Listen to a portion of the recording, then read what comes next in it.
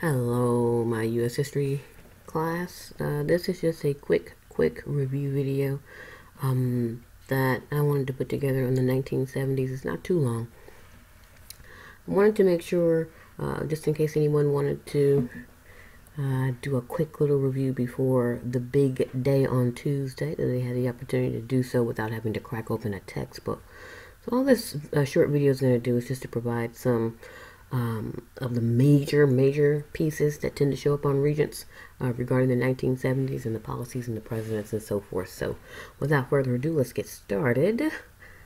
Click this. All right, what do you absolutely positively need to be aware of when you take that Regent on Tuesday?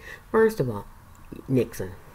Of course, we watched a documentary on Watergate in class, but there are other pieces of Richard Nixon's administration. Remember that when Nixon was elected, one of the things that he vowed to do was to end U.S. involvement in Vietnam through a policy of Vietnamization. Vietnamization simply means that American troops will do less of the fighting and will eventually be removed from the battlefield, and the Vietnamese citizens will actually take on the duties of day-to-day on-the-ground fighting. And obviously that was the plan on paper. One thing that I didn't put on the slide here is the fact that, of course, Nixon was also escalating the war by bombing other parts of Southeast Asia, including Laos and Cambodia. So just go back and look at your notes to remember that point. Very interesting policy. Now, in the midst of all of this, a major constitutional controversy broke out. I didn't talk much about it in class. Actually, I did, but I didn't go into too much detail. And that's the Pentagon Papers. Daniel Ellsberg released, essentially, they were top secret government documents about issues regarding the Vietnam War. And it's in those papers, honestly, that we learned that a number of things that the American people were being told about why we were in Vietnam were actually not true. And so Ellsberg, especially, remember, it's 1971, or 1970, 1971. We're at the height of protests against the Vietnam War. Families want their children back home. They don't want to deal with having to bury another son. So, 1971, the New York Times is actually going to file a lawsuit against the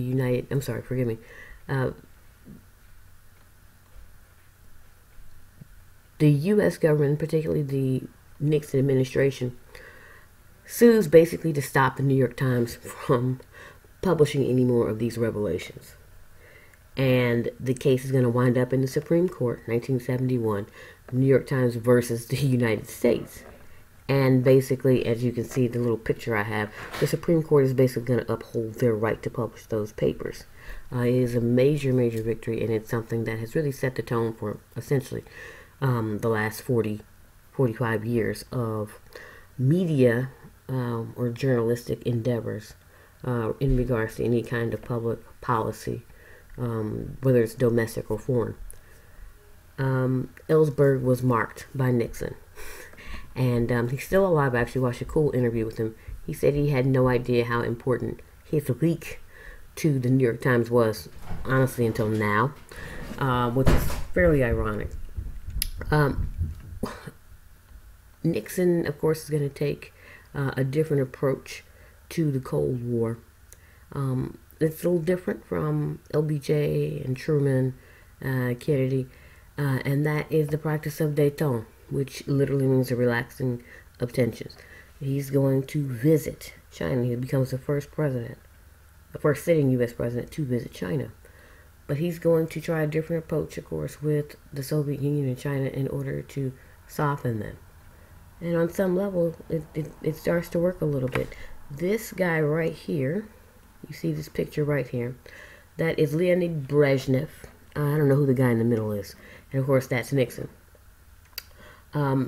They signed the SALT Treaty, and that treaty basically says that the Soviet Union is going to reduce the number of nuclear weapons that they have. Okay?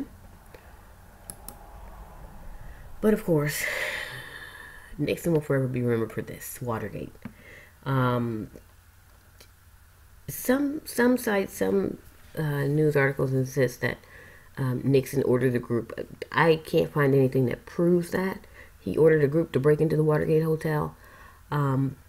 This group did. They were trying to get any information that would help him get reelected. But as I pointed out before, Nixon was going to be reelected, and he was reelected by a landslide. They're going to get caught. And as it turns out, that there were some people very high up in the Nixon administration who were behind this break-in.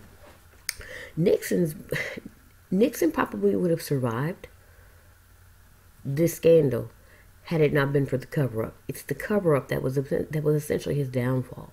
It was the lying and that Rosemary stretch, as some people call it, where his secretary accidentally erased several minutes of the videos of his taped conversations in the Oval Office is ridiculous. He has no place to go at that point once his lies are exposed. He's going to become the first president to resign. And I'm going to say this again. He was not impeached. Not impeached. He probably would have been had he refused to resign. But he did resign, and impeachment was not necessary. Was not necessary. The big impact of this scandal is that you see this adversarial relationship between the media and the White House. And there's this, are they telling us the truth? Are they lying? We have to really dig deep because we cannot trust them. Very different from the days of FDR or the days of Woodrow Wilson, where there was this idea that journalists were working in tandem with whoever was president because that's the American way. That's what you do. We're protecting democracy. Not so much anymore, especially after this nonsense. Okay. I would love to have more things on this slide, but, and actually I probably should have put something else, but I'll get to that in a moment. Gerald Ford, I call him the fixer, because essentially that's what he does. He is the first president to take the office under accession, and all that means is that he had to ascend to the presidency. After Nixon resigns, you would think, oh, well, the vice president can become president. Well, no, because your vice president actually went to prison. Spiro Agnew was in prison for bribery. So Gerald Ford is going to become president. He's the first president not elected to take office, and the only. The big contribution of Gerald Ford is that he pardoned Nixon. And by doing so, he really rescued the American presidency. He took the stain off of the presidency and honestly killed all of the attention and focus on that issue. It was time to move forward as a nation. He saw that that was an important step and decision that had to be made, had to be taken, and he did it. It was not popular then. I think looking back, it totally makes sense now. Jimmy Carter. Jimmy Carter is a Democrat from Georgia who will become president. Highly regarded as one of the nicest presidents. Not necessarily regarded as one of the greatest presidents. There are a couple of things that he is known for, a few things he's known for. I think his greatest achievement is the Camp David Accords. You see this picture here, which Camp David Accords, of course, represent peace agreements between Egypt and Israel. And it just months and months of negotiation, and this famous picture of them essentially clasping hands as a sign of brotherhood. The sad part, this gentleman right here, Anwar el-Sadat, who was the Prime Minister of Egypt, will be assassinated, in part because he was seen as a traitor for signing this accord. But Carter's goal was to bring some sense of stability to the Middle East through it. That was probably the peak of his administration. At home, domestically, there were several issues that really, really hurt his presidency. For one, the U.S. economy was a hot mess. And the reason why it was a hot mess is because of the oil crisis. OPEC, OPEC, excuse me, they withheld oil. We have an oil shortage, and because of that, our economy is going to go into stagflation. That's when you have high inflation and high unemployment, and you have a whole lot of problems. And you have issues like, sorry, no gas today. I think I was a toddler at this time, and I have vague memories of sitting in the car for hours while my mom or dad got gas. Not okay. And it took years for us to get out of this situation as far as our economy being crippled. In addition to that, we had the Iran hostage crisis. In November 1979, American hostages are taken as prisoners at the U.S. Embassy in Tehran, Iran. And they're taken by radical Islamic fundamentalists. This is a portent of things to come. Remember, we discussed how the radicals believed that the Iranian government was too democratic and too pro-American, too Western, and that they wanted to return Iran to its fundamentalist Muslim roots. They wanted Sharia law, and they saw the United States, anything American, as the evil. And so we have the hostage crisis, and there's a hatred, a particular hatred for Carter, because Carter was friends with the Shah, and because Carter had allowed the Shah to come to the United States to have some kind of surgery that he needed to save his life. And so they actually withheld those hostages, refused to release them until Carter was out of office. So petty, but it did work. Alright, finally, these are some leftovers. Couple things I did not mention. One, of course, is the failure of the Equal Rights Amendment, which the Equal Rights Amendment actually was actually proposed in 1923. Yeah. And kept getting voted down. It becomes an issue in the 70s, especially after the feminist movement of the late 1960s and early 70s. This amendment was ratified by several states, but it was not, it was not ratified by enough states for it to become an actual amendment. It is still an issue today, and people are bringing it up again, and there is a renewed call to pass it. Also, the War Powers Act of, I do believe it was 1973, after the Vietnam debacle, the Congress passes a law, and Nixon signs it, that limits the president's powers to send troops into conflicts. You just can't send troops wherever you want to anymore without notifying Congress.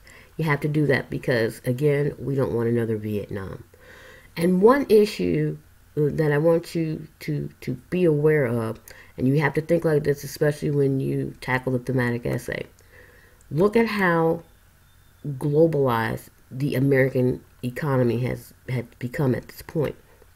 And you can focus, or you can pretty much apply that to any aspect of our government.